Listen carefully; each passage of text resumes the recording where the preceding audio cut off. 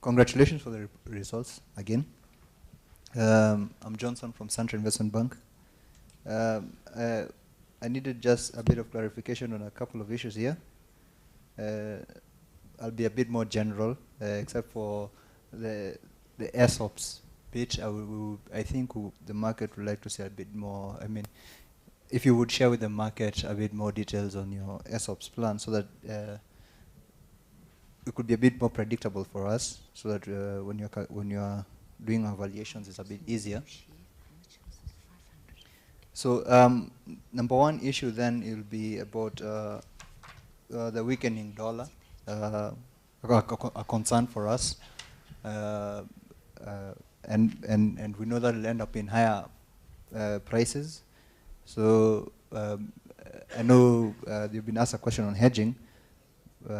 I don't know how you're going to go about answering that. And secondly, will be I would pretty much like to know what government actions you'd like to see being undertaken, or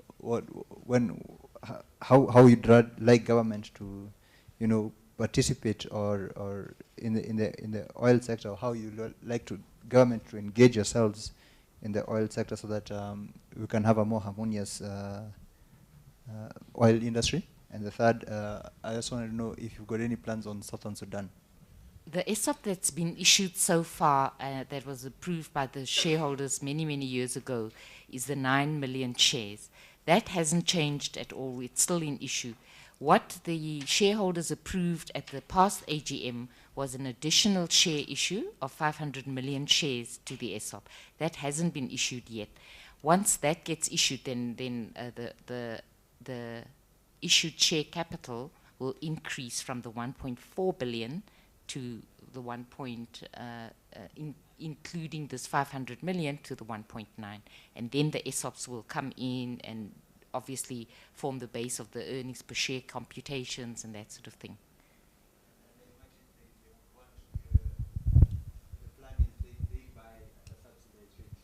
Oh, he wants to know this. Oh, no. So we'll explain it. Yeah.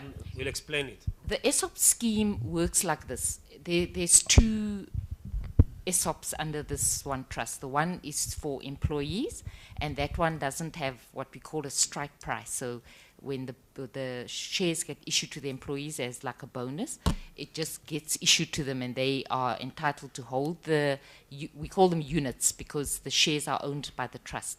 So the employee can hold the unit, and then they can earn dividends, obviously, when the trust earns dividend. Or they can sell it, and then it comes back to the trust. So that's the one tranche. Then there's the ESOP options that are for the executives.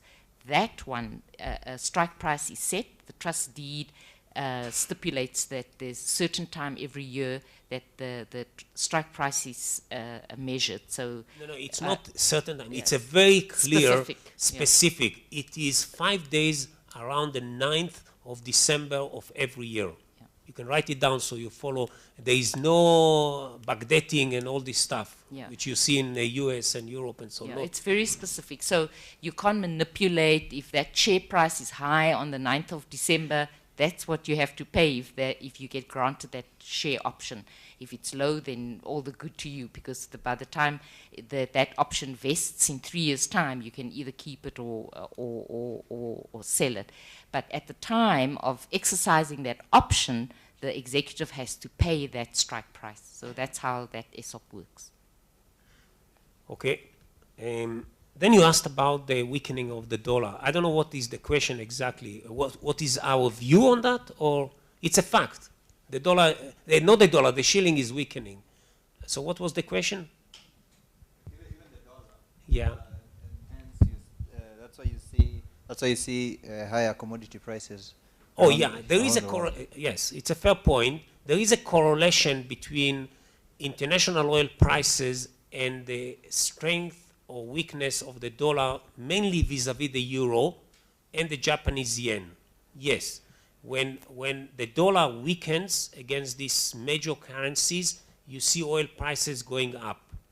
Okay, when it strengthens, not necessarily that you see it coming down. That's another issue, but that is mainly because of the perception and all these kind of things.